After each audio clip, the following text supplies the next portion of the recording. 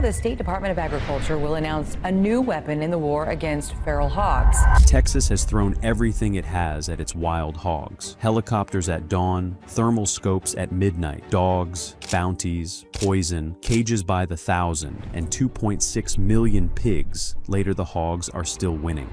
For decades now, farmers and ranchers have struggled to control the rising population of destructive and dangerous feral hogs. Then a handful of ranchers quit shooting and started using something that never fires, never chases, and sits in the middle of a field for 2 full weeks, doing absolutely nothing. Their field stopped getting wrecked, not fewer hogs. Entire families gone in one night, with nothing left alive to learn from it. And what makes it work is not the steel. It is a decision that almost nobody can bring themselves to make. The walking disaster. Picture the fields they were losing.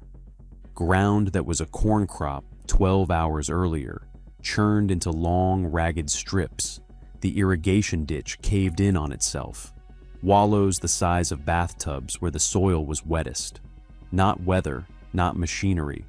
Pigs. Sometime between midnight and sunrise. And whatever did it is already a mile off in the brush, bedded down, sleeping off the meal. And that is happening tonight across hundreds of thousands of acres of Texas. So, here's the deal. Texas is home to an estimated 2.6 million wild hogs, and that number is the midpoint of a range because nobody can truly count an animal that moves at night and hides by day. What can be measured is the direction of travel. Work compiled through the USDAA-PHIS National Feral Swine Damage Management Program has tracked feral swine expanding their range northward at roughly 12 kilometers a year, close to 8 miles, pushing into counties and states that have never had to think about them before. Every season, new ground. Every season, somebody else's first bad morning. Nationally, the damage and control bill for wild pigs is commonly estimated at $1.5 to $2.5 billion a year. In Texas alone, agricultural economics research through Texas A&M Agri-Life Extension has put crop losses across just 6 commodities in the tens of millions annually, and that figure only counts what happens to the plants. It does not count collapsed levees. It does not count fouled stock ponds. It does not count torn fencing, wrecked equipment, or the pickup that meets a 200-pound animal on a dark farm road at 60 miles an hour. This is not a minor agricultural headache. This is an invasion with a 400-year fuse, and it started with 2 mistakes made centuries apart by people who thought they were doing something completely reasonable. The perfect invader. In 1539, a Spanish expedition landed in Florida with a herd of domestic pigs walking along behind it. Livestock on the hoof was how you fed an army in unfamiliar country. Some of those pigs escaped, found warm weather and thick cover, and went feral. Their descendants survived in modest, scattered numbers for centuries, a nuisance, not a catastrophe. Then, beginning in the early 1900s, wealthy landowners imported something else entirely. Eurasian wild boar, brought in for sport hunting. Not farm animals gone wild. The original article. Heavier through the shoulders, armored with thick hide, carrying the caution and aggression of a species that had been hunted across Europe and Asia for thousands of years and never once bred soft. They fenced them into private reserves. A fence is a suggestion to an animal that can root under it and shoulder through it. The boars got out, and in the brush they found the feral descendants of those old Spanish pigs, same species, fully capable of breeding together. What came out of that is the animal Texas is fighting today. It carries the fertility and litter size of a domestic hog fused with the size, wariness, and survival instinct of the wild boar. It eats almost anything organic. It handles heat and cold. It learns fast, remembers longer, and it grows up in a landscape where no remaining native predator is big enough or numerous enough to matter. Two well-intentioned decisions, 400 years apart, quietly assembled a perfect invader. Nobody grasped how dangerous the result was until somebody sat down and ran the reproduction numbers. Breeding machine. Here is the catch, and it is the number that breaks people. A female wild hog is called a sow, and she can start producing young at around 6 to 8 months old. Her gestation runs roughly 115 days, a little under 4 months. An average litter is 4 to 6 piglets, and in a good year, with mild weather and corn, or an acorn mast within reach that climbs to 10 or 12. She does not need a long recovery either. Once a litter is weaned, she can breed again quickly, which is why wild sows commonly produce more than one litter inside a single year. Do that arithmetic across a breeding group, and the curve stops looking like wildlife and starts looking like compound interest. The females born this spring are old enough to breed before their first birthday. Generation stacks on generation before the first one has finished growing. Now picture the ordinary version of this, which happens on ranches all over Texas. A man works a full season for his ground. Nights with a spotlight, dogs, cages along the fence line, 100 hogs off his place, and he believes he is winning right up until the morning he walks out and finds it churned anyway. He left a handful of breeding sows in the brush. That was all it took. He was never fighting individual animals. He was fighting an exponential curve, and the curve does not care how tired he is or how many hours he put in. Research through Texas A&M AgriLife Extension has produced a figure that lands like a stone. To simply hold a feral hog population steady without reducing it at all, something on the order of 2/3 of the animals have to be removed every single year. Forever. Miss a season and it roars back to where it started, sometimes higher. Subscribe now, because what Texas tried next backfired in ways that are almost darkly funny, and the fix waiting at the end of this story is not a weapon at all. Weapons of destruction. To understand why these animals wreck a landscape instead of merely feeding on it, look at the snout. It is not a nose, it is a tool. At the tip sits a hardened disc of cartilage supported by a small prenasal bone, a structure their domesticated cousins largely lack, and behind that sits a column of neck and shoulder muscle built for one motion. Lever up, a mature hog can flip rocks, tear through packed clay, lift chunks of sod, and roll logs a grown man would fight to move with a shovel. It does this while walking, casually, the way you might scuff a foot through gravel. And get this, hogs almost never travel alone. The family group is called a sounder, usually a matriarch sow, her adult daughters, and all their young, and a sounder runs 20, 30, 40 animals. Put that many snouts in a field after dark, and the field is unrecognizable by sunrise. Now the part that surprises people, only a small fraction of the loss comes from hogs actually eating the crop.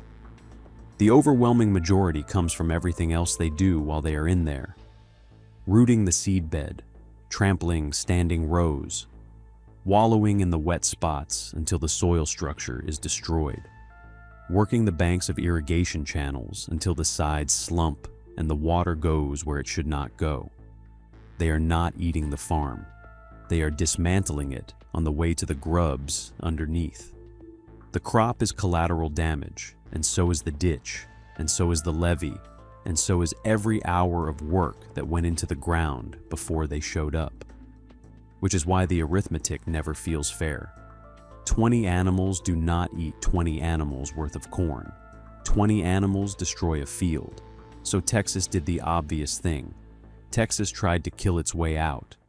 Every plan failed. The legal framework could hardly be more permissive. Feral hogs in Texas are not protected game. No closed season, no bag limit. You can hunt them day or night over bait, with dogs, from a vehicle, and with a permit from a helicopter. And the helicopter work is genuinely effective. Operators describe going up 3 or 4 times a week and taking 20 or 30 hogs on an average flight, which sounds like a war being won, right up until that same operator lands, drives out to the field, and finds the crop destroyed anyway. Because ordinary hunting has a bias baked into it.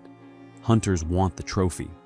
The big boar with the heavy shield of scar tissue across his shoulders and the tusks worth mounting. That animal is the least important target on the property. Boars do not gestate. Take the largest male out of a sounder, and the sows keep breeding on the exact schedule they were on before. Then came the bounties. Put a price on a dead hog, let the market do the work, and here's the catch. The moment a carcass is worth cash, a live hog becomes a renewable asset. The Texas Parks and Wildlife Department has warned for years about exactly this. And the illegal holding and transport of live feral hogs, moving them, feeding them, keeping populations available, is a documented and prosecuted problem in this state. But the worst mistake looked like the most sensible one. Go back to our rancher. He buys a small box trap, steel cage, spring door, tripwire, sets it in the fence line with corn inside, and drives home feeling organized. Next morning, the door is down and there is one pig in the cage. One. He stands there looking at it the way you would look at a bill you already paid. One animal in a cage, and a field behind him that looks exactly the same as it did yesterday morning. The other 19 went into the dark. And they did not just run, they learned. Feral hogs are among the more intelligent mammals in North America, capable of associative learning and social transmission, which is the technical way of saying they figure things out and the rest of the group picks it up from watching. One night of clanging steel and a squealing trapped animal teaches an entire sounder what that shape means. The sows teach the juveniles. The juveniles grow up already knowing. Within a season or two, the local population becomes what farmers call trap shy or trap smart. Hogs that will clean up every kernel of corn scattered outside a cage and refuse to put 1 foot past the opening. Some will not approach the frame at all, even sitting unset for months. So, every partial success trains the enemy. Every failed trap makes the survivors better at beating the next one. What eventually cracked that was not a better cage. It was something 4 times the size that arrives on a flatbed, and the ranchers running it will tell you the steel is the least interesting part. That is the real reason decades of effort produced so little, and for a long time, nobody had an answer for it. The mindset shift. When the change finally came, it was not a new device. It was a new question. The ranchers who started getting real results had one thing in common. They stopped thinking like hunters. The hunting mindset counts success 1 animal at a time, and against an exponential curve, 1 animal at a time is a rounding error that leaves educated survivors behind. So, the goal changed. The goal was no longer to kill hogs. The goal was to remove entire family groups so completely that nothing walked away to remember it, avoid that spot later, or teach the lesson to anything else. Whole social units. 1 action. Nothing left to learn from it, which meant that before anybody caught anything, they had to know exactly what they were dealing with. Not roughly, exactly. That job goes to a cellular trail camera, strapped to a fence post, motion triggered, infrared flash that fires invisibly in total darkness and makes no sound. Anything crosses in front of it, the camera pushes an image straight to a phone over the cell network. No trips out to swap cards, no human scent laid across the approach, no lantern, no engine noise at 2 in the morning. Picture what that means. You get to watch the enemy without the enemy ever knowing it is being watched. And over a week or two, a pattern assembles itself out of hundreds of time-stamped photos. Which gap in the tree line they use, what time they arrive, and how consistently, how many animals travel together, and whether that count holds across nights, which corner of the field they hit first, whether there is one sounder using that ground or two on different schedules. That is not curiosity. That is target intelligence. You are no longer guessing at a number. You are working from one. And the difference between those two things is the difference between hoping and planning. It turns the whole problem inside out. The genius trap. The old question was how to catch a hog. The new question is how to capture every animal in a sounder at once, so not one survivor walks away carrying the memory. The hardware answer is a corral trap. A big circular enclosure of heavy steel panels, often 20 to 30 feet across, tall enough that a hog cannot clear it, anchored with posts driven deep enough that they cannot root or lever their way underneath. Built to hold not one animal, but the whole group, 30, 40, 50 head, if that is what shows up, with a single wide gate designed to drop fast. But the corral is not the clever part. Any welder can build a big pen. The clever part is what happens for the first 1 to 2 weeks after it goes up. Nothing. The gate stays wide open. The trap is not set. It cannot catch anything, and it is not supposed to. Operators call this pre-baiting, and it works by turning the animal's own intelligence against them. Every night, corn goes out. A thin trail in from the tree line, a heavier scatter through the gate, and the best of it spread deep inside the corral. And then the rancher drives home and does the hardest thing in this entire process. He leaves it alone. Night 1, maybe a young hog edges up to the outer corn, spooks at the first creak of a panel, and bolts. Night 2, a few more work the trail and get closer. By night 4 or 5, the matriarch sow herself, the most cautious animal in the group, the one who has survived everything the county has thrown at her, walks all the way inside, eats her fill in the middle of that steel circle, and walks back out through the open gate, completely unharmed. Then she comes back, and she brings the others. Inside a week, that corral is the best feeding site in the county. Free calories, dependable, no consequence. Their caution, the exact instinct that made them trap shy in the first place, gets dismantled one easy meal at a time, because everything they have ever learned about danger says danger has consequences, and this place never does. This phase typically runs 7 to 14 days, and this is precisely where most people fail, because on night 3, there will be a dozen hogs standing inside that pen, and every instinct you have will scream to spring the gate. A dozen hogs is a real number. A dozen hogs feels like winning, and springing it on night 3 catches a dozen animals, misses the rest of the sounder, and permanently educates every hog that got away, along with everything they run with afterward. That ground is burned, not for a week, possibly for good. The operators who get results are the ones who hold their nerve, who watch the count climb and let it climb, who wait for the old suspicious sow to fully commit night after night, until an entire family group treats the inside of a steel corral as home ground. Done properly, whole sounder removal is reported to clear 80 to 90% of the animals using that ground in a single event, which leaves one problem, and it is the same problem that killed every version of this idea before. 2 weeks of nerve buys you a pen full of hogs, and roughly 1 second to close a gate that weighs several hundred pounds. Get that second wrong, and you lose all of them at once, permanently. So what actually drops it? The silent trigger.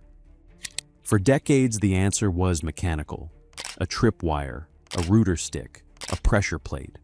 Something a hog had to physically touch, which meant the gate fired when the first animal blundered into it instead of when the right number were inside. Or it meant a man in the brush 100 yards off with a rope in his hands, downwind if he was smart, and detectable the second the wind shifted. The new trigger is a phone. That same cellular camera that spent 2 weeks gathering intelligence now feeds live images to a handset. So picture our rancher again, except tonight he is not lying in the dirt. He is at his own kitchen table, coffee going cold again, watching the inside of a corral 30 miles away and counting heads. 14, 16, 19, 20. And he does not press the button, because he knows from 2 weeks of photographs that this sounder runs 23, and there are still dark shapes moving along the corn trail at the edge of the frame. So he waits, thumb hovering, chest tight, while the last of them work their way in. A yearling, another, finally a piglet trotting in behind its mother. 23. Nothing left outside. Then he taps the screen. A signal crosses the cellular network. A release fires on a battery-powered mechanism bolted to the gate frame, and several 100 pounds of steel drops behind all of them at once. The whole event takes about 1.5 seconds, which is faster than a startled hog can cover 30 feet of open ground. That margin is not an accident. It is why the gate is engineered to fall rather than swing. No gunshot, no human scent on the wind, no creak of a rope, no shape rising out of the brush, no mechanical trigger for a wary sow to notice and avoid. The danger arrived from a screen 30 miles away, through a device these animals have no framework for. And that is what makes it decisive rather than just effective. What happened is incomprehensible to the sounder, and it does not matter, because there is nobody standing outside the pen to be taught anything. The sow, her daughters, already old enough to breed. The piglets who would have inherited that territory and learned which fields were safe. The entire local engine and the entire local memory closed inside one circle of steel in about 1.5 seconds. He sits there a while after the gate falls, screen still glowing, field finally quiet. And 9 days later, he watches a fresh set of shapes come through the same gap in that tree line, because he just won a fight that his fence line knows absolutely nothing about. The full campaign. Hogs do not recognize deeds. Clear the sounder off one place tonight, and by the following week, a new group drifts in from a neighbor's woodlot, a river bottom, or a stretch of ground nobody is working. The vacuum fills. That is the single most common reason a rancher does everything right and still gets flattened the next season. He did not fail. He cleaned out one room in a house with no doors. So, the operations that actually hold ground stopped thinking farm by farm and started thinking region by region. Neighbors trade camera images. Group texts go out when somebody spots a new sounder crossing a road, so the properties downwind can start pre-baiting before the damage instead of after. Nobody's back 40 gets to be the safe harbor that keeps the local population alive. 3 ranchers working together will outproduce 10 ranchers working alone every single season, and the ones who figured that out early are the ones still farming that ground. The mature version runs in 3 phases. Intelligence first. Weeks of silent cameras, learning group size, routes, and timing before a single panel goes up. Then removal. Corral traps on the busiest travel corridors, pre-baited properly, sprung only when the whole sounder is inside. Then cleanup. The stragglers, the lone boars that never fully commit to bait, caught with thermal optics that turn a black field into a glowing map of body heat, or worked from the air where terrain and budget allow. None of that is a cure. The biology is still relentless. That 2/3 annual removal threshold from Texas A and M AgriLife extension still stands. And nobody in Texas seriously talks about eradication anymore. They talk about control. Fields that used to lose tens of thousands of dollars in a night, losing a fraction of that. A crop that gets harvested instead of photographed for an insurance adjuster. Which brings us to the part of this that nobody in the story likes to say out loud, because the whole system runs on something most people simply do not have. The real secret. Strip it all away, and the lesson has nothing to do with firepower. The camera did not solve this. The corral did not solve this. The trigger did not solve this. What solved it was combining all three into one patient, coordinated system built on a single rule. Never take an action that leaves an educated survivor. For 400 years, people fought these animals by reacting faster. The method that finally works means thinking further ahead than they can. And then, night after night, doing absolutely nothing while they eat free corn in a trap that is not set. Everything in a person fights that. Watching an animal that is costing you thousands of dollars a season stand inside a pen and walk back out unharmed on purpose for 2 solid weeks is not a technical problem. It is a psychological one. Most people crack on night 3. The steal is easy. The waiting is the whole job. So here is the honest question. If it were your land, your crop, your livelihood on the line, could you sit at that kitchen table and watch a dozen hogs eat their fill inside an open corral and leave the gate up, knowing the whole thing collapses if you move too soon? Or would you have sprung it early like almost everybody does? Tell me in the comments, because I think most of us would crack. And subscribe, because the next system we break down solves a problem nobody thought was solvable either, and almost nobody sees it coming.